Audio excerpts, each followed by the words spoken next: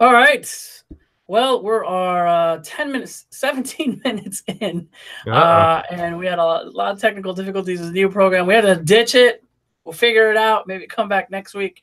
We'll keep working with it. So apologies to all of you guys that are waiting, that are on. And for those of you that are on the iTunes chat, well, you didn't experience all this. Welcome to the Mexican Soccer Show. An hour long. We'll still give you the hour long podcast if these guys are willing to stay a little longer. And let's just jump right in. We tweeted a question. We said the top 3 goals of the Jornada 5 in Liga MX, and we tweeted out. It's our question of the week, and we're gonna go right into it.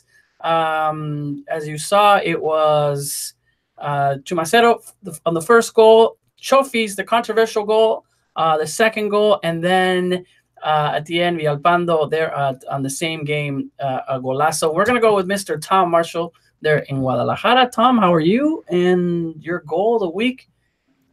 Yeah, we're not bad, so all good. I'm going to go on with the one that isn't one of those 3.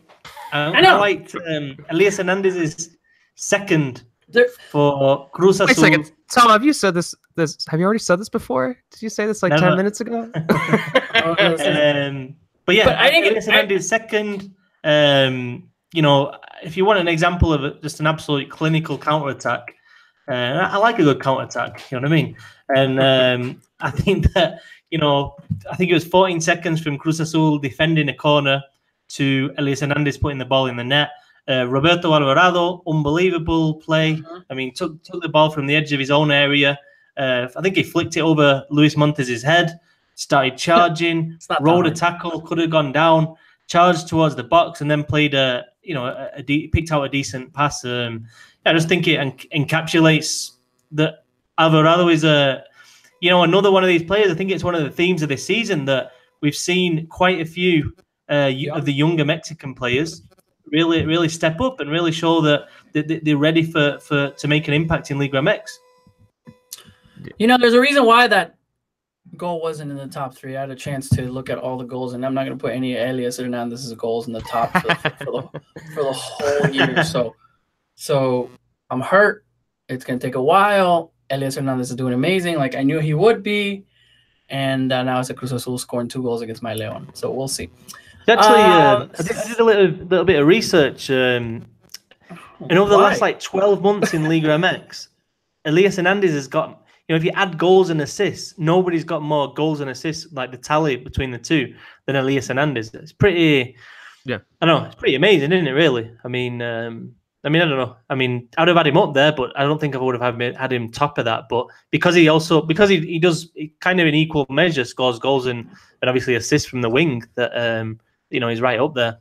It's kind of funny because when Elias Hernandez went to Cruz Azul, I was like, oh, all right, well, how is he going to do without Boselli? I was like, Boselli was his dude. That was like, I had a clear connection with him, but I mean, you wouldn't really think twice about that. He clearly doesn't miss Boselli at all, and he is killing it right now, Cruz Azul. But for me, I mean, as much as I want to give credit to Alvarado and Elias, what they were doing there for that goal, and as I mentioned earlier, I do think that Alvarado is obviously an interesting guy. It's someone that everyone's been talking about a little bit more so recently with the transition that Mexico is dealing with right now in the national team. So you look at someone like Alvarado as a intriguing prospect going forward for El Tri, but it has to be the one from Chofis. Like I said earlier, it was just that's the kind of goal that you score when you're up like 3 or 4 nothing in FIFA. It just took a lot of creativity. It was the one that really took my breath away more than any other goal this weekend.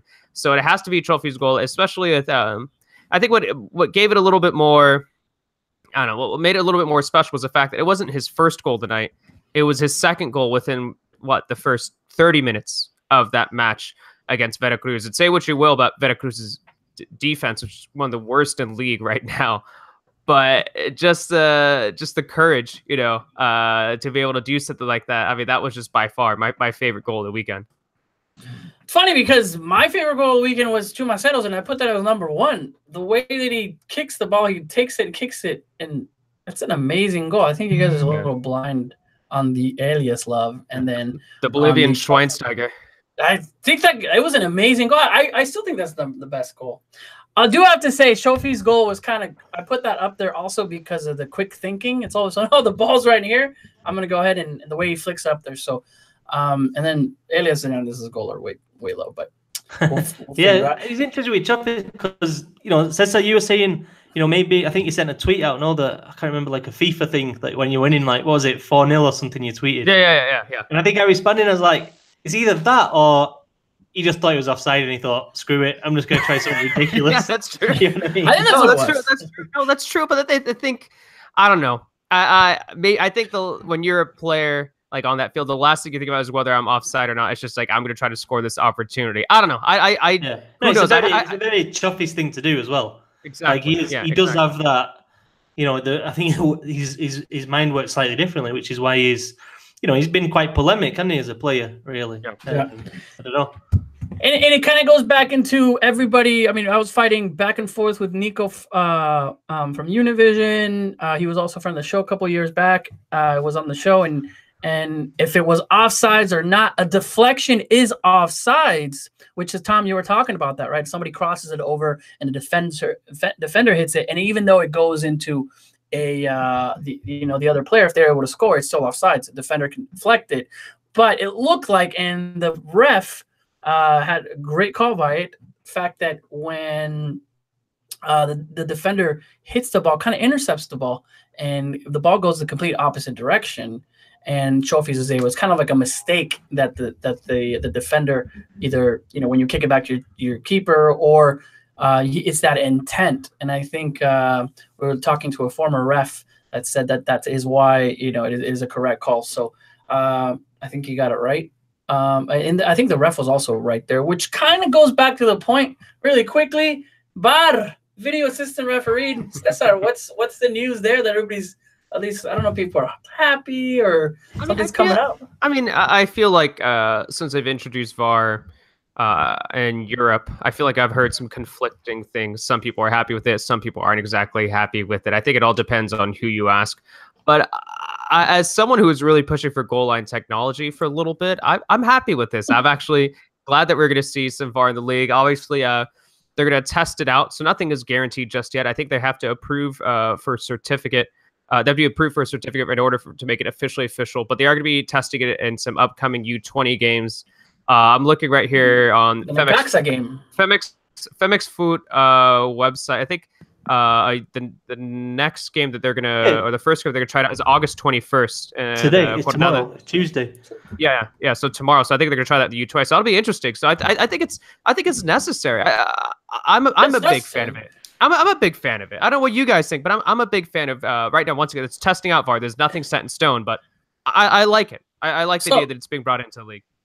I mean, they were pretty adamant about, it's going to be in all the stadiums. That's where I just kind of go, is it really? I mean, look what Veracruz and all the crap that's happening over there. They were going to put all of that, millions and millions of dollars in the Veracruz when there's no security. And I'll still wait to see if a full VAR. I think they said that the first big game would be Cruz Azul America, right? And week 16, or something like that. I think the first Liga MX, I guess pilot or whatever they're gonna try it. I think it's somewhere in week 13. I think they're gonna try it out and have everybody by week 16. Which I think they're gonna have 2 weeks where it's pilot, and then 2 weeks where the officials come down and decide whether to give a certificate. And it's at that point that we're gonna see if the the stadiums that aren't as well set up, if the officials from the what's it called, the International Football blah blah blah, IFAB, if them guys give him the certificate. So no, I mean it's happening. You know what I mean? It's not like this VAR's going to go away. So you might as well get with the times. And I think that Liga MX, to be fair, I think they put a lot into the technology behind the scenes, and I think that this is the last stage, the next stage. But yeah, like we've said in previous shows, it's the difficulty has always been that cost. Getting the owners to kind of say, you have to put your cameras in, and it's not a cheap business. So, but yeah, no, I think it's got to be good, especially with the refereeing decisions recently. They've been so polemic. We've seen so many red cards and four more cards this week, right? Yeah, I mean, yeah, I'm not sure if this week there was as much kind of debate about them, but I mean, I know the weekend before there definitely was, because for me they spoiled at least 3 games. Mm-hmm. Yeah, it's just kind of funny how I think this is an exciting move. To bring in VAR, and I really welcome this news this morning. But at the same time, I feel like the last few days have been like a perfect representation of like Liga MX's like identity crisis. Like a few days ago, there was like the issue regarding double contracts. There's issue like stuff that just seems like so. That Liga, like if Liga MX wants to really grow and develop, they have to get over these things. But then just a few days later, they announce the VAR news. So I feel like it's just a perfect example of just why the league is growing and why it's exciting. But at the same time, there's just so many like lingering issues that need to be resolved. Well, let's jump right into it. The big news, aside from Liga MX, aside from people not having teams and all of that, and we saw the memo trouble. There's so much to talk about, and I don't even think we're going to have time in this 1-hour show. But the big story, implications, which I cannot believe. This is like a movie. This is like a show you're selling to Netflix of what is actually happened in Veracruz, and it kind of just moved everything with Memo Vazquez and the double contracts. So, Tom, you kind of tweet out this is going to be big, right? What is going on with these double contracts? It implicates the IRS in Mexico, not the IRS here, but the agency that governs obviously the tax. It could implicate the players taking these types of contracts where here's 20% of the contract so we can put it on the surface and it's registered under the FMF, but here's the 80% that I'm really going to pay you. So Tom, can you give us kind of an overview of everything? Yeah, so basically, I mean, in a lot of the reporting, the big unsaid thing that people that haven't mentioned is the tax thing, because obviously Mexico's tax authorities are now investigating, but it's why. I mean, and this is only an allegation, a theory, but I think it makes sense. I mean, okay, so a player signs a contract or a manager, for example, Guillermo Vazquez. I think ESPN got hold of his contract. It was 50,000 pesos a month, which is $2,600. Yeah. I mean, for a manager who's won the Liga MX title, that is you make more money than that. You know what I mean? Yeah. You definitely make more money than that. So he's registered that with the league, and the league's got that, and they've said, right, because you have to register a contract with the league to be able to coach or to be able to play. So then you put it with the league. There you go, registered. Sure. But then on the side, these teams, at least Veracruz, but probably more teams, they've got another contract. And I think in the case of Veracruz, it was kind of image rights. So then you sign an image rights contract, which will be... Yeah, I think in some cases, I don't know for sure, but or you'll sign it with another company or an individual. I mean, it depends. So anyway, say it's an image rights contract, then you sign, and so 80 or 90% of your wage will be with a separate third party. It won't be with the club. So it's difficult for the Liga MX to do anything because you can't stop an individual party signing a contract with another party over image rights. But the question is, why is the club or the owners of the club wanting the player to sign this second contract? And the suspicion is that it's to avoid tax. Yeah. And that's not been proven yet. But why else would they do it? Why wouldn't you just sign the real contract and then that's it? The other thing is that the players and the managers, they can't go to the Liga MX, they can't go to the FMF and say, hey, this guy's not giving me this payment because it's got nothing to do with the FMF. Because it's directly with a third party. So that's basically what's gone on. I think it's gone on for a lot of years in Mexico. And obviously, with the thing is, though, it doesn't always come out into the open. So if you have conversations with people in the Mexican game, it goes on. People tell you about it. People tell you why it goes on. They tell you some incredible stories, but you can't get people to come out and say it. Now, what happened this last week was Memo Vazquez came out, and all of a sudden he's on record. And then Veracruz's VP, sporting vice president, Corejo, he comes out and says, "Oh yeah, we have double contracts." And then all of a sudden it's like, I think somebody said Leo Cuellar, I think he said, he's opened a can of worms, and that's now what's happened because you've got the SAT, the tax authority investigating. You've got Ernst & Young, a foreign auditing company investigating, and all of a sudden now, especially because you've got a foreign firm investigating it, it's all of, and to be fair as well, the SAT, the Mexican tax authority, they've cracked down a lot in the last couple of years. I mean, it's not ideal, but even for my own taxes, it's a lot more stringent now, the rules, than it was. Tom, how many contracts do you have, Tom? Tom's got 2 contracts. we won't want to talk about that. We don't talk about. Pleading the fifth there. All right. Does that work in Mexico? ESPN. Does that work in Mexico? He gets paid from us, but that's not covered. I mean, we can just. I was just gonna sum it that way. No, and Tom, to be really serious, this is a huge deal, because not only can it implicate bad clubs, and let's hope that it's not the large clubs, right? The Tigreses and Monterreys, which I really hope that it's nothing. I mean, you're gonna look at Veracruz. I'm not saying other clubs that you're like, well, they don't pay their players. I don't know, Chiapas.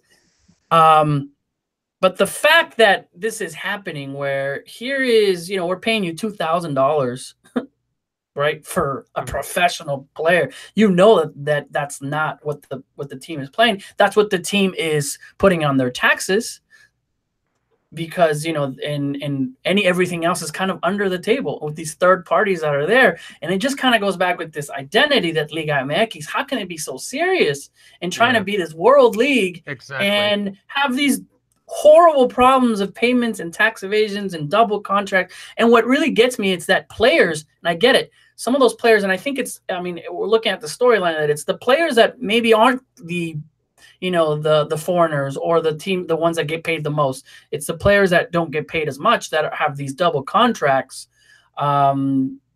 Because when you're attracting players that are good, you're not, oh yeah, we're going to sign here and here, and those players can't come up because they couldn't get replaced. I mean, once again, when you look at the whole, I think I brought up earlier, the identity crisis of the league. I mean, say you're a player from South America who is looking at Liga MX as an ideal option. You look at what's going on right now in the Liga MX, and then you look at Major League Soccer, and of course, Major League Soccer is going to be enticing. Of course, like when you think of, perhaps, obviously, Major League Soccer has its own set of problems as well. No league is perfect out there. But when you're looking at the different options, you look at the fact that Rui Diaz is now over there as well, someone who is thriving in Liga MX. I mean, I don't know. I think this is a serious issue. I think it's a pretty big issue. And obviously, we have to see what the reports have to say. I mean, there are no guarantees that there is actually tax evasions. But I think the fact that they're second contracts alone says a lot, right? I mean, I don't. Once again, it doesn't prove anything that they're second contracts alone. But I don't know. I'd be really interested to see what they reveal here, because it could be pretty fast. It happens, but it's also, I don't know. I think the big thing is that it's a foreign company investigating, because the owner of Veracruz, Fidel Curi, is a politician. Oh, gosh. He's a congressman. Yeah. And so this guy is a member of the PRI, the party.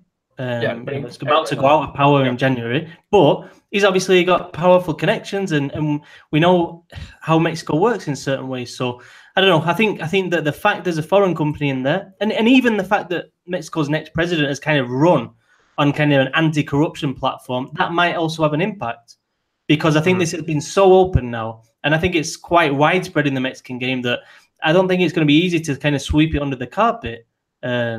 I mean, yeah, that's my thoughts. But I mean, like Wiso was saying there, I mean, it could still blow open even more. It depends on how serious these investigations are, because honestly, you speak to people within the game and you hear so many times, not even clubs that you don't expect, even clubs you don't expect, and you hear things like, I heard something the other day from from a really big club, and it was it's not something you can go on the record with, but it was like, that can't be right. That doesn't square. You know what I mean? That isn't the way you pay somebody. And so, yeah, I mean, it's a complicated one. I think the players have always been scared of coming out. I think for two reasons: one, they get blacklisted, and two, they're also involved in this. If they're avoiding tax, they I don't know that part of it, why, but yeah, I don't know where the kind of guilt or the responsibility lies, but I don't know if it's on the employer or the person who signs it, or both. Well, but I mean, there'll be a lot of players out there right now kind of slightly worried. And I'll give you another example of something that I've heard on more than one occasion, is that, for example, when an American player comes down to Mexico, I mean, you guys will know the US tax rules way better than me, but as an American citizen, you have to declare your foreign earned income. Mm-hmm. Yeah. Now, a lot of these clubs, I mean, if you're an American, you're signing a these double contract things.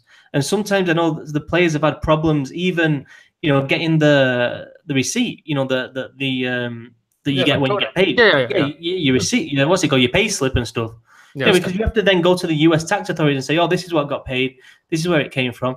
And I know I know cases that, you know, Americans have had big problems, and I think that feeds again into what Cesar was saying, in that you know, players speak to each other. This goes round, this goes round. And I think especially in the case of the Americans, it stops them coming down. I think the South Americans, well, everybody gets still come, but everybody benefits from it. If you think about it, the player is also, you know, doing its taxes, is only going to write off what the company that pays them is putting on there. That that second part of the contract, the players aren't also reporting that, which technically is also tax evasion, which we're seeing all over the world with tax problems with Ronaldo, with Messi. And we're seeing that, but the fact that can happen. I mean, what Tom was talking about, just like it's even surprising when you see some well-established teams that there were problems with. I mean, let's talk about Xolos. So there was like, I mean, there was an American player who left, you know, Xolos to go over to Major League Soccer because of these kinds of issues. I mean, this is real. This is 100% real. It's just it's something that I hope that, and I do hope that maybe the SAT that they do reveal some. I don't know, some things that will maybe help the league in the general, maybe help it really, once again, when we talk about the identity crisis, to help them make a step forward, to really go past these things, because it's embarrassing too, just to see these kinds of things. It's really, really embarrassing. I'm not gonna lie. Like, I wish we could be, we should be talking about soccer right now. We should 100% be talking about the soccer, but this is the like the over. I just 100% the thing. Two quick things. One with what Wiso said about the players being, you know, involved as well. The benefits for the players of not doing it is that when teams don't, Record put a really good story out. I mean, Record, a lot of the time it's quite tabloid, but they put a really good story about two players from Veracruz, two foreigners who came down, signed one of these double contracts, but then the club just stopped paying for 3 months.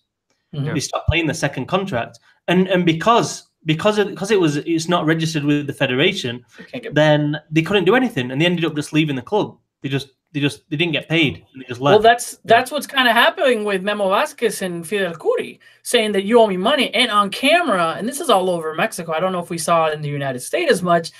Fidel Curi saying, "I don't owe him any money. I'm going to go to Europe," and then I think he was done recording. He thought he was done recording, and says, "With Memo Vazquez's money." Yeah, like this is on TV. Like it goes beyond Club de Cuervos. I mean, Fidel Curi is like you can. It's an exaggerated Club de Cuervos character. But wait, let me. And he's a politician. That's where it comes down to. Yeah. He's a politician that already has problems there. How can a politician be a part of the club? But whatever. Yeah. And then now with tax questions and all that, crazy. Let me just make in defense of the league. This thing about relegation, these things about, you know, the second division clubs having the certificate to be able to get promoted. I'm not saying it's the ideal way, but I think at least the league, they know it. They know Veracruz is terrible. They absolutely know it. They know the guy who runs it isn't good for the football. And I think that's why they're implementing these things. Obviously, just in Mexico in general, and not just with Curry, but in Mexico in general, there's so much, you know, dirty money floating around from narco and you know, illegal stuff going on, that the league has to be absolutely ultra careful about this. Now, I don't know. I mean, it's difficult. It is really difficult, because if you're in the league's shoes now, or even the last couple of years, like, what do you do with Veracruz? Do you just kick them out? I mean, can you legally do that in terms of politics? Can you kick a politician out? You know what? I don't know. I mean, I've no idea what you do if someone like Fidel Curi is an owner in your league, and you know, obviously because they couldn't have done anything about that. At least, I mean, obviously when he bought the club, which wasn't too long ago, they could have done. But like right now, or in a couple of years, what do you do? I mean, I don't know. I don't know what you do, but I think in the future, it's quite obvious what they want, and they want decent owners. You know, the likes of you know, the Santos, or, you know, even Club America, Cruz Azul, Pumas, you know what I mean? I think they want those kind of, you know, at least more legit owners than Veracruz, but I don't know how you get there. I think that's the issue. So long story short, that was a nice goal from Trophies. Long story short, which kind of brought us into, I mean, it's conversation that we got to talk about. I think a lot of people are just kind of like thinking, what is this double contract? When you get a little bit more into it, it's just, you just kind of laugh and go, it's part of the league. On the chat, you know, people also saying, it's like that, maybe South America, you can have 2, 3, 4 different kind of contracts. Even the supporters list, those supporter sections, the Barra Bravas owning some of that contract that is paid to pay. I mean, it could expose, that's there in Mexico, but looking at, kind of in a world view also, who knows where it can go from there if FIFA gets involved and all of that. So kind of crazy what's happening. The fact that it is 2018 and people are barely exposing that now because of a manager, right? So how long has this been going on? That's what kind of throws it out there. And if it had to be because of a manager, ex-players, I know from ESPN, Herc, he's been talking about, I think, exposed it, and he wrote a great column for it. So it's definitely a big deal. Yeah. All right. Well, going into it already, we talked about Liga MX, and we jumped in a little bit on the trophies talk and obviously Veracruz talk, but let's kind of go into the big stories now with Cruz Azul. Are you guys ready to say Cruz Azul? Yeah, are you guys ready to say from now on, week 5, Cruz Azul is it's a real deal? Nah, dude, it's too early. Not yet. It's too early to make this. Okay. It's all not for Cesar.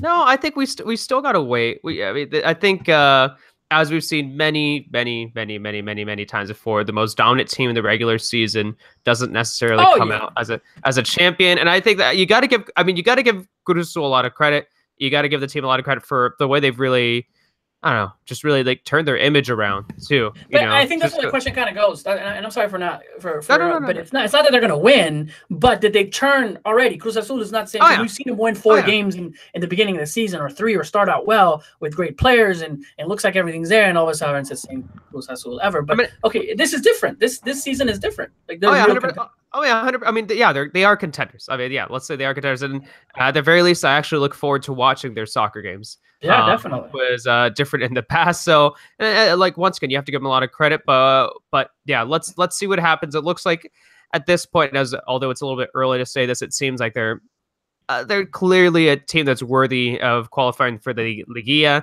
But once you get to Liguilla, and as crazy as it seems, someone like Tigres, even though they're outside the top 8, will still be really difficult for them. Someone like Monterrey will still be very difficult. Someone like Club America will still be very difficult for them. But obviously, they have turned things around completely from what they once were. I mean, they were the butt of the jokes for quite some time. I mean, let's be real. They were the butt of the jokes for a long time. So it is good to see them doing well.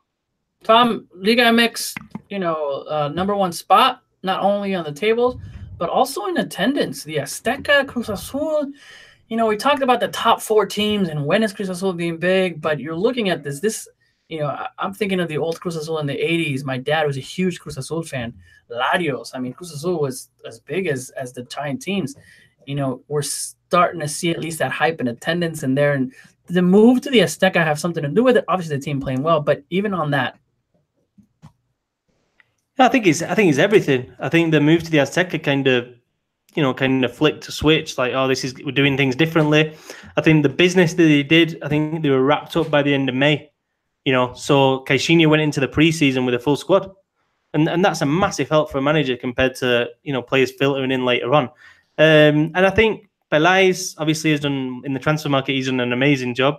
I think they picked their targets early. They went for him and they got him, and they've worked out. Just very intelligent buys. I think low risk players, apart from Marcone, who already knew the Liga MX.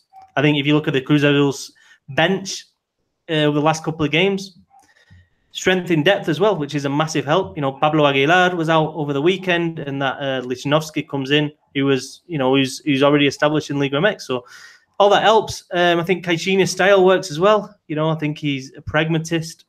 I think he likes to, he's perfectly capable of sitting back like we saw against Tigres. And yeah, it's coming together. But, like Cesar said, I think there's still 3 or 4 teams that are better on paper than Cruz Azul. Monterrey, Tigres, and Club America. I think player for player. Well, player for player, but player for player, yeah. Player for player, but look how they're. I mean, yeah. Kind of a next topic. With Tigres, we've had this conversation with Tigres before, where they have. I don't know, 6 weeks in, still not looking like. We've had this conversation where they have a poor start to the season. Where is there a crisis with Tigres? I specifically remember saying twice in the last 2 years where there's a crisis at Tigres, and then they'll find the way into the playoffs, and then they'll be a contender once again. This is also a team that they're probably one of the most busy Liga MX teams out there, just because of like the little amount of preseason they have, just because they're constantly involved in Liga. So I think Tigres will still be a challenge to Cruz Azul. It could, for sure. 100%.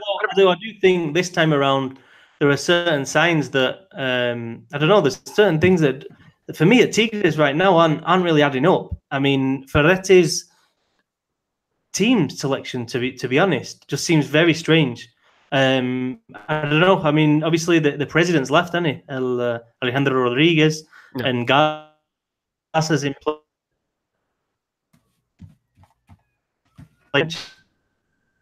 Yeah. You play Torres Nilo's a centre and a young left back. I don't know. I just don't get it. And then you're playing with Ena Valencia and Eduardo Vargas on the bench. I think it was last week and the one before where they were losing and they didn't bring either of them on. And I don't know. It's just something's not adding up. I mean, to be fair, when they did score on Sunday against Santos, I was looking closely at the celebration, and they did like properly celebrate and stuff when they were all together. But I mean, having a couple of players like Valencia and Vargas in the squad and being on the bench, I mean, these are South American international players. I can't imagine for a second they're happy. And I don't know if with the transfer window, running down now, is something going to happen there? But yeah, it's a bit strange right now. I mean, Dueñas starting the season as a left back, there's just things that just like aren't quite adding up for me. I don't know, man. They let's see, they lost to Cruz Azul, Toluca, and Santos. And those are 3 tough opponents. I think they're all still in the top 8. I think like honestly, it's gonna be like a month and a half from now, we're gonna see him like at 6th place, and then we'll kind of forget that all this happened. I get why you think, I don't know, that maybe something's going on. Maybe like there are some problems, but I just feel like I've had this conversation a couple times already before with Tigres, and that they'll be fine. I do think this time it's slightly worse though. Yeah, hey? I do think it's slightly worse, but at the same time, I think they will come back. I mean, it's just the nature of the Liga MX. It's a forgiving league, and this is the thing about Tigres though, and this is the frustrating thing about Tigres for me. Because I look at Tigres and I look at the players they've got, and you want them to dominate. You want them to, you think they should be dominating. And it seems to me like they're so good, Tigres, player for player, that they don't need to. And that annoys me. They can do this. You know what I mean? They can do what they're doing now. Tuca, he might just be experimenting. He might just be experimenting with these things now. And then he's gonna put his real players in. Then he might slot Juninho back in. Alongside Ayala, and everything clicks again, and he sells Valencia, brings in another top midfielder, another centre back, and everything, or a left back, and everything just absolutely flows. I mean that wouldn't surprise me one bit, but I don't know. And I think that if you put it in the conversation about Tuca being the next Mexico manager, I don't know. Well, it kind of. I'm usually saying, okay, Tigres just kind of looks slow. They're preseason. They're not ready to come back yet. But I don't think they've got that excuse. I know. That's normally how I'm always saying that. I've seen these players kind of slow. Gignac is not in. He misses the first 2 weeks. Like that's why now with Cesar, I agree with you, Cesar. We're like they always start 4 or 5 weeks are coming in. These guys are trying to score. The players are playing what Tuca's wanting them to play, and it's just not sinking in. And that's where I just kind of go, this is a little different. I'm kind of there with Tom, and we're looking at that. Yeah, I mean, some of the passes the other day, just like passing it out a play for no reason, and there's no pressure. And I don't know. I just think that's 3 consecutive defeats now. And I mean, I think will they pull it around? I think they will. Yeah. But I mean, for a club like, it's not Puebla, you know what I mean? It's not an Atlas. So you lose 3 on the row. It's like, oh, you've lost 3, unlucky. It's like, this is the best team in the league. Your Man City of Mexico right now. The best team consistently over the last few years, and you just lost 3 games on the run. So it's not great, is it? It's all fun and games until they beat let's see, who are they gonna, until they beat Pumas in the final. That's what's gonna happen right there. It's all fun and games until that happens. Cruz Azul is in the final. I've already said. Liga MX. It's got Veracruz, no? Yeah, Liga MX, kind of a roundup. It looks like the teams that needed a win played bad teams this weekend. Veracruz and Guadalajara. For me, that was I don't know. I mean, Veracruz Chivas. For me, that was a. Sorry, Chivas fans, but it was a poor game. I mean, Chivas did what they needed to do, but for me, it was a game that lacked intensity. Obviously, Veracruz coming in on the back of they've got this new manager who, he's not managed in 11 years almost. He's come from Chile, and that's just weird. And Chivas, obviously, they got that. I wouldn't say fortunate first goal, but it was deflected. And then I just thought it was a game that lacked pace, lacked intensity. But Chivas up against Necaxa, I think it's a really good chance on Tuesday night to. If you can get that win, then the back, they've got the Clásico Tapatio on Friday, and Atlas are pretty bad right now as well. In fact, very bad.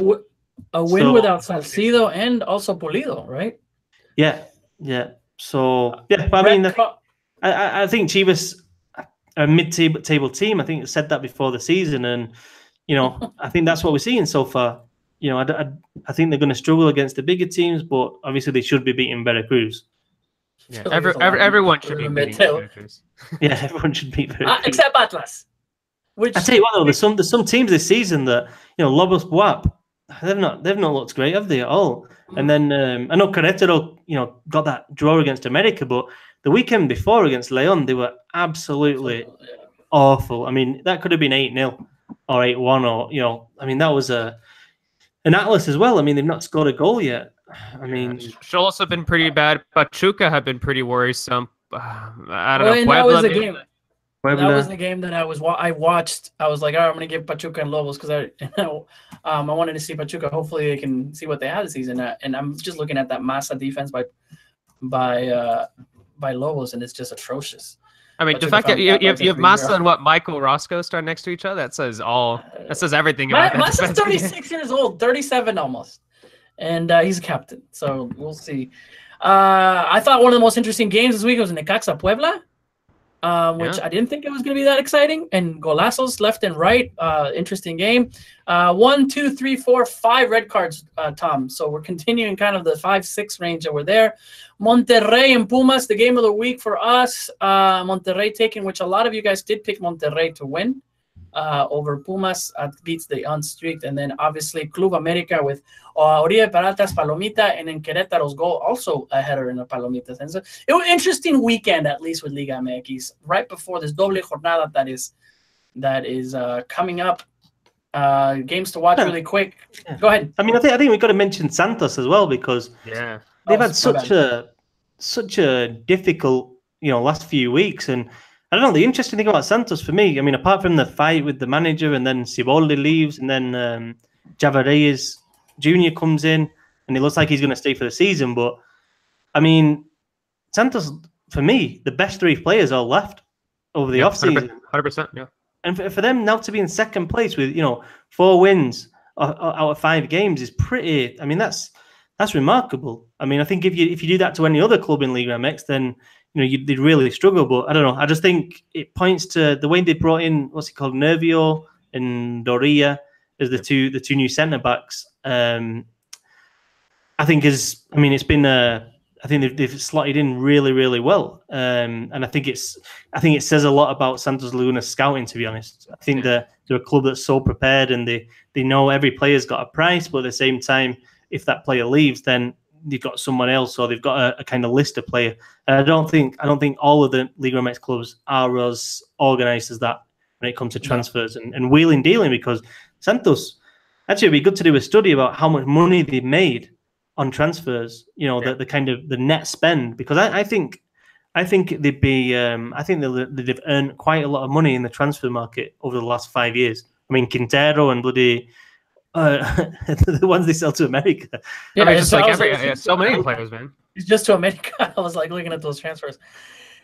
As far as Liga MX standings, Cruz Azul still at the top. Santos with 12 points. Monterrey 12 points. Club America 10 points, and the top running in top 5 Pumas with 10 points. Toluca, Monarcas, and Necaxa on the top 8, and then Tigres just on the borderline of the Liguilla. All right, we've We talked about Liga MX. Really quick, just your thoughts. Tuca Ferretti putting his hat in saying, I don't want to be the coach, but I'll be the interim coach, which Mexico plays Uruguay in the United States in less than a month. Nothing has been mentioned. Tom, you're close to the national team. We're going to hear something about interim coaches. Are they going to get somebody going? Is Tuca going to be right up there again? Are they going to have a coach maybe by that is? What's going on in the national team and any news? Carlos Queiroz? Yeah, no, I think also this week, this week is going to announce the interim coach. Okay. But we think it's going to be Juan Carlos Ortega, who's at the minute director. They got everybody a little bit scared there. Juan Carlos Ortega. The triumphant return. Juan Carlos Ortega. But yeah, he's director of national teams, I think is his title. So he's overseeing the youth thing. I mean, I don't know. We think quite a lot of the Europe-based players aren't going to be in. I think they're going to kind of negotiate player for player which ones are going to come in on, and so yeah, we'll see what it's like. I'm hearing that in October Mexico are going to be playing, or likely to be playing, in 2 games in Mexico, and then for the November most likely in Europe. So that kind of rounds off the year. So it wouldn't surprise me. So it wouldn't surprise me if the European players aren't seen now till November, because they pretty much have to play. They have to come if you play in Europe. Yeah, and I think I saw the report that that Chicharito and Layun are apparently asking to stay just to fight for a spot within their roster. Chicharito with West Ham, Layun over at Villarreal, and I don't really blame the European players that much. I feel like a lot of people have been pretty angry with them. I feel like I've seen like a lot of people on Twitter really angry. It's just like, we don't need them anymore. Bring in the young guys. Like, I don't know. They were just involved with the World Cup. They're now trying to find a spot in their new European teams. Especially if you are going to have a European-based friendly soon.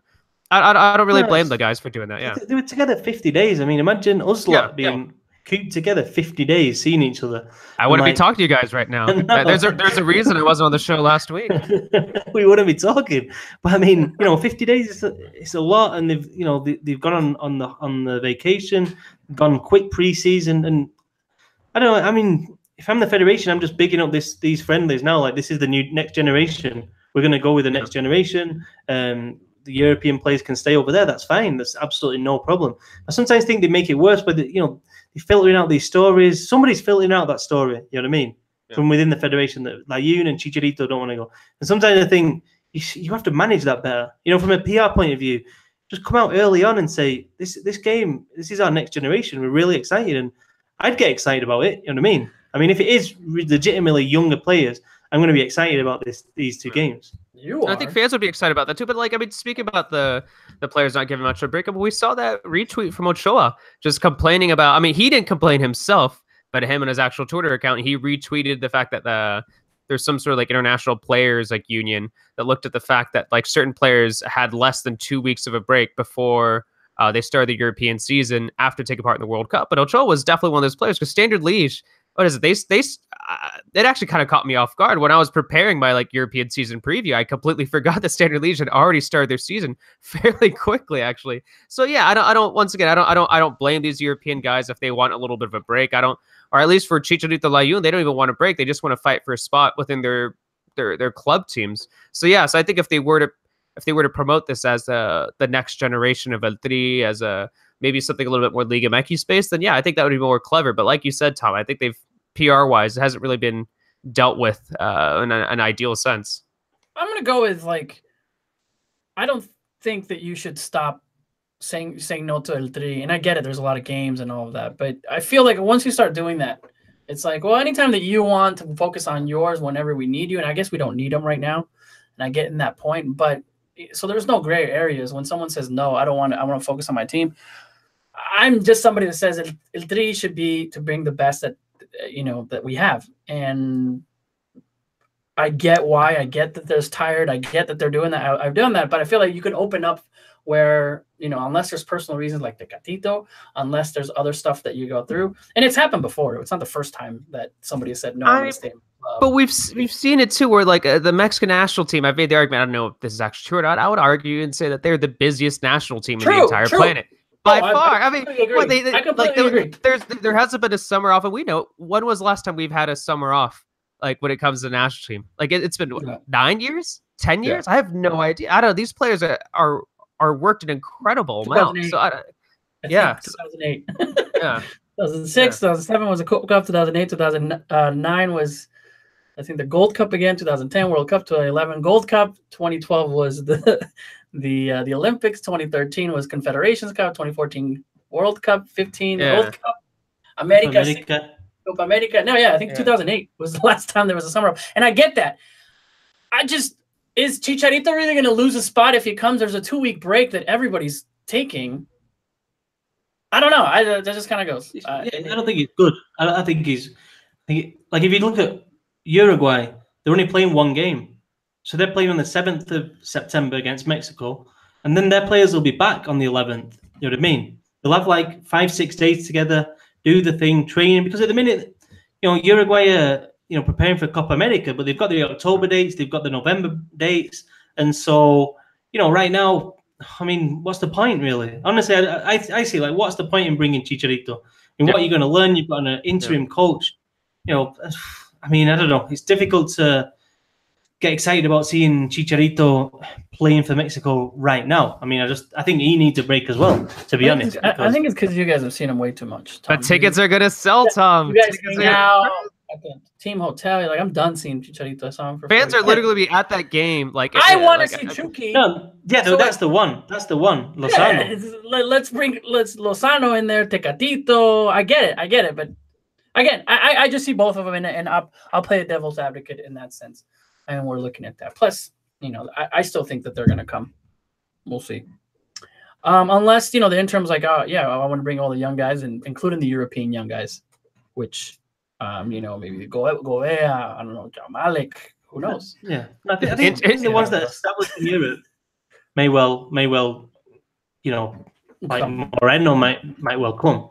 I'm not sure about Salcedo because he seems to have some kind of problem. And then you've got I think it's going to be interesting with the MLS guys as well, to be honest. Giovanni's been injured. I think Jonathan's been injured. I mean, what's going on with those guys? Vela probably going to be there, but is he gonna? Is he down for another 4 years of it or not? You know what I mean?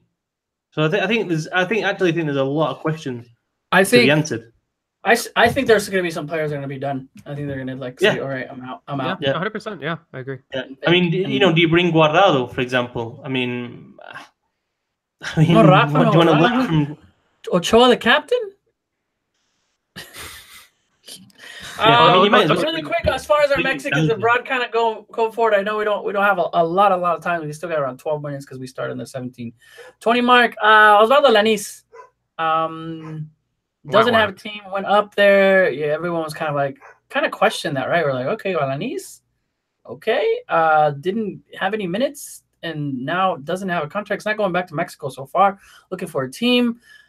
Also, Fabian not being called up by the team, going, all right, well, we have way too many players, and kind of brushed off. You're just kind of seeing these players that coming from Chivas. Actually, I'm not saying anything about Chivas, but especially Alanis. Are you surprised? And where do you think he's going to end up? Yeah, I'm surprised. Yeah, I mean, that doesn't really happen. I mean, when does that happen? When a player signs and then a few weeks later, it's just all. I know the sporting director has changed and stuff, but it's a very strange situation, to be honest. With everything that's happened with Alanis, with the Chivas thing, the contract, and then he get kicked out of the squad, and then he's allowed back in after speaking to Vergara, and then obviously he gets that dream move to Getafe. And yeah, I don't know. I mean, some people saying it's the agent again. I think a lot of people in the Mexican game, in the Mexican media, are always, it's the agent's fault. It's the agent's fault. I don't know. I have no idea what's happened behind the scenes there. What I would say is that Alanis now is not in a bad position, because if they've agreed to let him go, then he's free to sign anywhere. Exactly. And so there's not that much wrong with that. It would have been a lot worse if he's just not being taken into consideration, and Getafe are asking for a transfer fee, which would have been ridiculous because they signed him on a free transfer a few weeks ago. That would have been the ultimate insult. But I just think I don't know. I think sometimes people reading too much into it. I just think they've got the defenders there. They don't like him. The new I think it's the new manager as well. I think, is it? And I just don't think they like him. Getafe, one of the best defensive teams in La Liga last season as well. They don't want Alanis, and they're like, right then, this isn't working for us. It's not going to work for you. We'll rescind your contract and see what you can find. But I mean, the question now is, where does Alanis go? He said he didn't really want to come back to Mexico. I'm not sure about MLS. And so where does he go within Europe? You know what I mean? Is it Holland? Because I'd see him in Holland, to be honest. I mean, I think Holland Eredivisie might be more. I mean, maybe a Portuguese side, because I guess when it was announced that he'd be going to Getafe. I mean, honestly, I had my doubts about him about playing La Liga. I genuinely had my doubts about him going to Liga. I was happy for him to make that move. So I expect him to stay a little bit longer. Obviously, I didn't expect him to be dropped from the team. Essentially, just a couple weeks into the season. Yeah. But in all honesty, I think maybe more so of his playing style would be. Just a mid-table Eredivisie team, mid-table Portuguese side, maybe a little bit higher than that. Actually, I should probably say. I don't know. He'll go hang out with Nedi Castillo. I'm thinking Greece. If it doesn't work out, Turkey. I'm thinking part-time at Nedi's. Scotland. Nedi's. Dude, I follow his page, Nedi Castillo's fly fishing page. Yeah. One day I'm gonna get. One day. I follow and I comment on his fishing videos and stuff like that, and he's gonna recognize my name. And then when I go to Greece, when I sit down, I'm gonna interview him. Then I'm gonna write a book, and you guys should pay for it. And that's how I'm gonna retire from Mexican soccer. Tell-all book on Nedi. I think he's got a ton of information that we just can't wait. All right, excited. Too excited about Nedi Castillo. I tried friending him on Facebook. He didn't friend me back. Another player, Diego Reyes. We got. Yeah, if you believe the reports, apparently there are a lot of options for him out there, but still, it's just not ideal for a player at this point. I mean, whether he has options or not, he has yet to sign anything yet, and that is the truth. And what is it right now? So it's August 20th. Teams are still they're completely in their season, and Diego Reyes is still training in Mexico City. That's not ideal at all. Whatsoever. I know he's not preparing for World Cup. I know he's not prepared for what the next major tournament for Mexico is the Gold Cup. I know, I guess people could make the argument, so therefore he shouldn't have to rush this, but it is still very worrisome that someone who was pretty well respected in La Liga, we've talked about that before, what he did with Espanyol Real Sociedad, I can't believe it. I think it was Espanyol or Real. Anywho, he was doing very well in La Liga just a couple seasons back, so it is very worrisome to see him not sign a contract just yet. So it's just not ideal. Yeah, what can you say? The only one that's kind of keeping the Mexicans a broad name is Chucky Lozano, scoring once again. Kind of a tap-in weird goal that he got there. It's continuing to do what he's doing. Chicharito getting the start, getting subbed off. Just not necessarily because he was doing something wrong. I think Pellegrini just saw that he needed to take some off and put somebody in the midfield because they were getting run over. And then also, go ahead. No, yeah. Go through. And then Raúl Jiménez, starting for Wolves and playing. So 2 Mexican players starting and for EPL on the same day. As forwards, never had that happen. Interesting to see. I think we kind of went over that. It's kind of like Mexican Browns have a great weekend, and then all of a sudden we get all these news. Where Fabián going and Alanis. We talk about Diego Reyes. Chucky continues to do what he's been doing great. So Mexico, I think obviously the Fabián situation, the Alanis and the Diego Reyes situation are all not good. For me, you can make the argument what's even worse is that we've not seen any Mexican player move over there. Yeah. I mean, this is World Cup year. It's become absolutely stagnant. I mean, Eric Gutierrez was going to move to Europe this summer. We had hopes that even an Edson Alvarez, other younger Mexican players would get a chance. And well, we've seen Araujo, no? Araujo's the only one. But did you see anybody really? But did you see anybody really excel with Mexico in the World Cup from Mexico? Because we saw all the European players. Gallardo. Everybody was already. I think what we're seeing now is we're seeing a trend of younger Mexican players. The market's so inflated within Mexico. Look at Pizarro, look at Gallardo. Pizarro definitely But he didn't. He wasn't. Who else is going to see him outside? Nobody watches the Mexican League, according to Mohamed. No, so that's what I'm saying. Like, if normally after the World Cup we see players move out, but that's because they had a good World Cup showing, or they were part of the 23. We didn't have anybody. I think that's changing. I think that's changing. I think European clubs now are a lot more intelligent, because I think so many got burnt so many times by watching the World Cup, and the player has three good games and then see you later. Eh? Barrera. I mean, what is? Hello. Yeah. But Fonseca too, Benfica after the World Cup.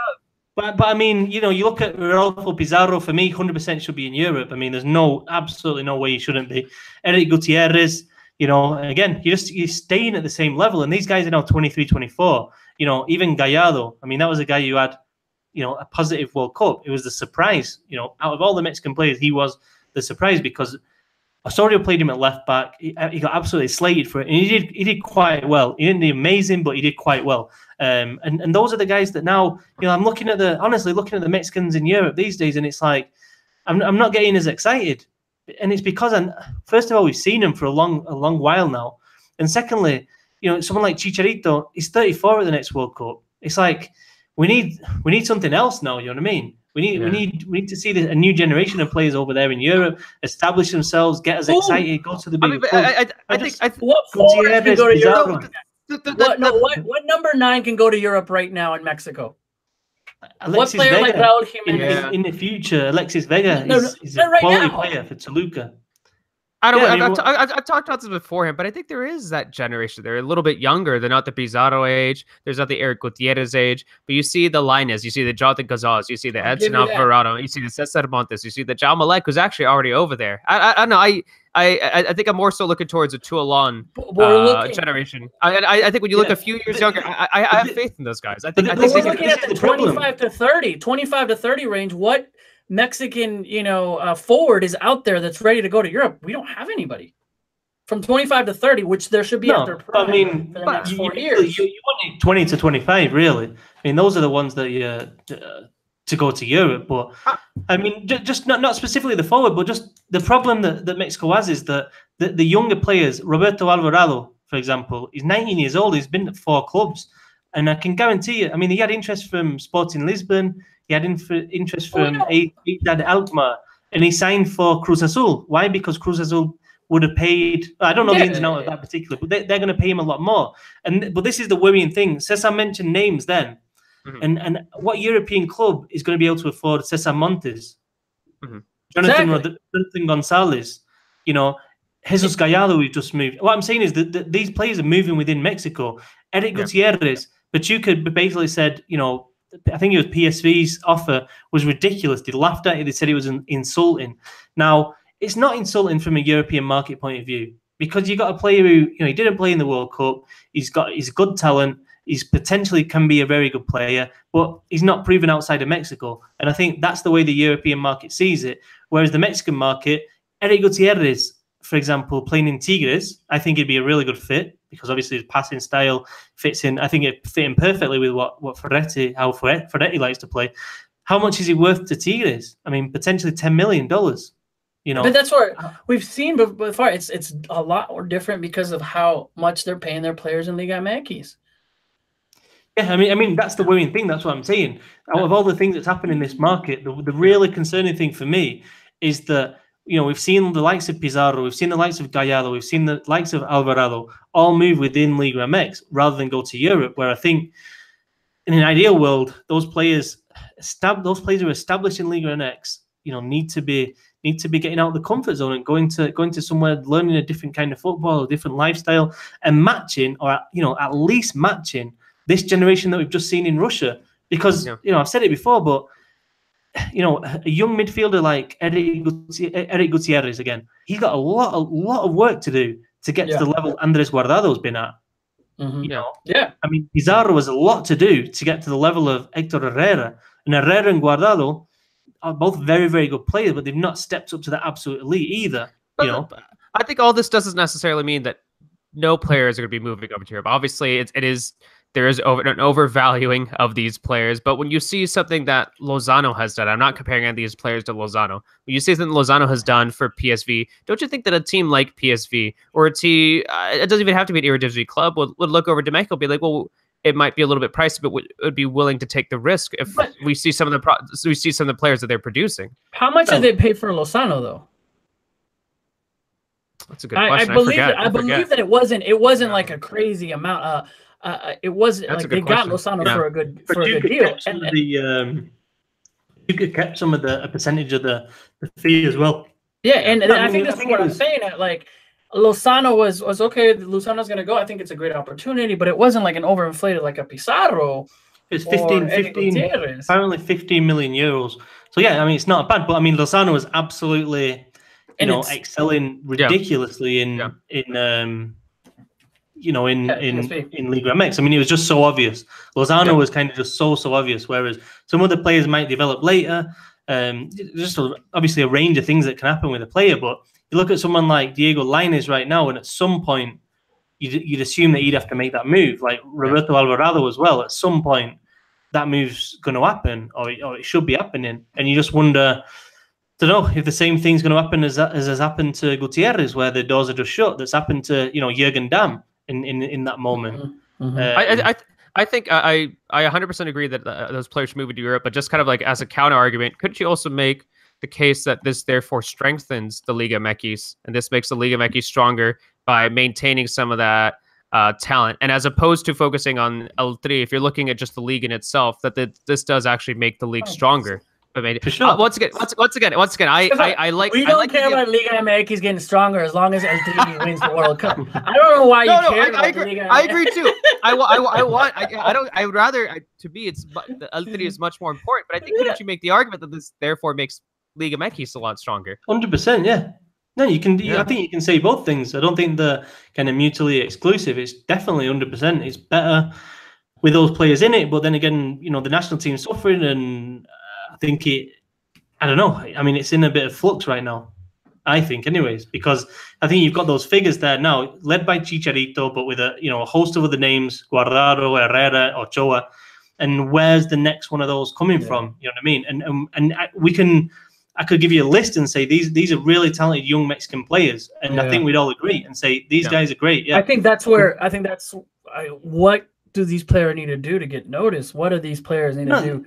I mean, I don't think it's getting noticed. I think the European clubs know about them, but to be honest, because they definitely do. Do they know of Francisco Figueroa? That I thought is doing great things at Pachuca. We're looking at that, or some of these like I'm pretty sure. I mean, I think Vega in Toluca, 20 years old. Alvarado at Cruz Azul. Obviously, Lainez is pretty big on there, but I think that's where they, he's taking it. It's like, okay, there's something there. Those kids that are doing well and they're playing in this professional level. I think that Gutierrez, the Pizarro's already like, okay, they're going to be too expensive.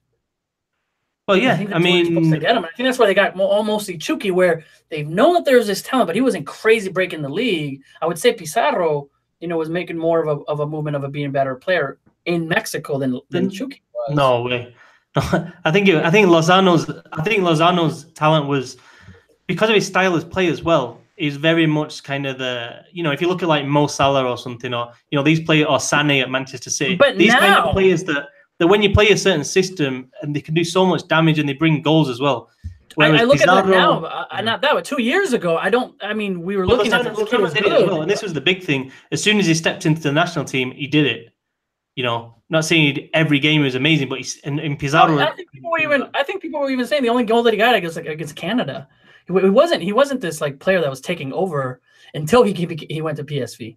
Before that, he wasn't scoring that many. He wasn't particular. That was the part of the game he vastly improved. He put an end product on it. I think he's played a couple of years. He scored on his debut in the Azteca as well. I don't know. I think he showed from an early age this is the real thing. And then obviously, PSV can then afford, if you're only paying 15 million. And then you look at the type of player he is, that's the type of player that goes for big money. Chucky Lozano. If you look at the market these days, those attacking players that can do absolute damage one-on-one, that big teams are willing to pay for. And to be honest, you look at, Gutierrez, and they're not. It's not happening as much. And to be honest, you go to Argentina or Brazil, and you get that kind of player for a lot cheaper. So I mean, it's just the market is against Mexican players. I think that's where I'm going from. I think Pizarro right now and the Eddie Gutierrez are worth a lot more to those teams than the Chucky was, you know, and how they released them for it. And I think that's where they've already reached that level that it's going to be way too expensive, like a Jonathan Gonzalez or a Cesar Montes, for Monterrey to let go of or to try to get some money off of that player, where you can get those other 19, 20-year-old, 21-year-old kids who are not that up there that these European clubs should start looking at. But we kind of go back in there that it's a lot harder for Mexico. I mean, a decent-sized European club's not going to sign, or is unlikely to sign, a Mexican player that's not even starting games in Liga MX regularly. Like sometimes they do plug them for the youth team, and then they put them in their youth teams. But and don't you think that's how it should be, though? At least for Mexicans, I think that's how it should be. But let's start getting in there either, you know, younger and then trying to develop in that way, because the Chicharitos or the Chukis are not going to come around all the time, you know, or go to, you know, Porto, or I mean, look where Tecatito started. I think that's where the succession of a Mexican player going to abroad is starting out at a young age in a maybe not that greatest league and then moving on up. Yeah, I mean, honestly, I think it depends on the player. A lot depends on the player. A lot on the playing style. Yeah, I mean, it's rare that you're going to get massive clubs buy direct from Liga MX, because, to be honest, I don't think the clubs trust the standard of the league. You know what I mean? When I say a big club, I'm saying, like, you know, a Chicharito to United, for example. I don't think we're going to see that much. You know, I think we saw Enner Valencia a couple of years ago, you from Pachuca to West Ham. But I don't think we're going to see too much of that. Yeah, and I agree. I think, you know, a stepping stone team is the way forward. But the problem is that if you go to a stepping stone team, they don't have that much money. And so the Liga MX team's always going to think, well, I could sell you to, you know, Sporting Lisbon, or I could sell you to Cruz Azul for double the money. Like, you know, the case of Pizarro. Monterrey comes in with basically an offer that like Chivas weren't going to refuse. And it's double the amount. Question, Tom, doesn't the player ultimately also say, yep, I think I want to take less money and go to Ajaxio? Yeah, and that's the you know, that's a massive issue, and that's something that people don't understand. But I think it's one, I think you get blacklisted from the Mexican game, and two, I don't think the club really give you an option. I mean, we see these double contract things. I think we see so many things in the. I think we see full circle right here. So many things in the Mexican game that don't run along kind of. It's all kind of shady stuff going on, and I think that's one of them. I think basically these guys don't really have an. In fact, Paco Gabriel de Anda spoke about the Pizarro situation. He said, "Look, if you want to go to Europe, if you don't want to go to Monterrey, then speak to me." And Pizarro ended up going. But I don't know. I'm not sure how much power a player has in that situation, which feeds back into the Players Association. That's why it's so important, and the freedom of contract and the Pacto de Caballeros. And, you know, if there is freedom of contract, in theory, the wages would come down, because you get the situation where players can run down contracts. So if you've got a year left on your contract, your value drops significantly, which means the European clubs can come in and get you away. I mean, that's for me why you know, the Pacto de Caballeros and all that stuff. It's important for the Mexican game that it ends, because then it'll free up. I think we'll see a wave of Mexican players go to Europe then.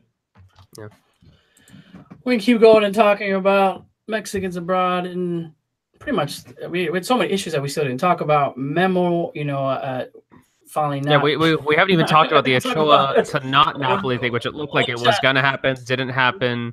Not Napoli, blaming all of that. Quick plug for the Patreon page. We talked to Amy and I talked a little bit about, actually we talked a lot about Ochoa. We talked to a former agent, actual agent, to talk about contracts and all of that. Really quick, I want to come up the prediction table that we have. Mexican Soccer Show fans are up on top again with 24 points in the 5th week. And Adriana Teresa, 23. Cesar and Tom, all of a sudden from last place, jumps Amy and I. He said he would be back. Dude, it's rigged, guys. It's rigged. 21. Wiso with 20, myself, and then Amy at 19. So we have a doble jornada, so the prediction should be up today. Give us your predictions because we have a doble jornada here with Liga MX.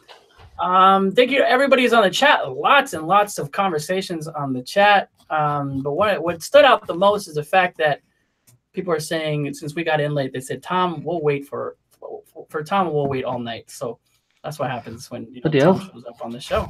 It's just, and then it comes out to everything sounds better with an English accent. They can say that. Where's that at? Anyways, lots of stuff. I should stop talking with the English accent there. That's just Tom. Yeah, bloody good. Or not? Sounds like, please stop. Please. Been ready. All right, Manchester, guys. let me tell you. 8:27 and the West Coast. I think it's already almost 11. So I know it's pretty 12. Yeah, right. And the East kind of gets a little too late out there. This is like much later for us than usual. I don't know. Like we usually so, 8:30. I feel like sleepy. I feel like sleepy, guys.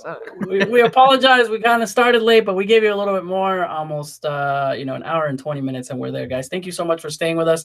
Thank you so much for all your questions and all of the great comments that are in there, and saying hi to everybody. If you're listening to us there on iTunes, it was an extra long show for you, and we'll continue to have that. And we'll see you guys on the next Mexican Soccer show. That'll be next week. Hopefully, we have some news on interim and for El Tri on the coach. But lots of Mexican football coming up in the next week. So let us know if you have any questions or how we can answer them there with the Mexican Soccer Show Twitter handle and also on Facebook. Hasta la próxima. And, I can do this. What's up? Can you guys do it? Oh, I think we all practiced before. Tom? Buenas noches.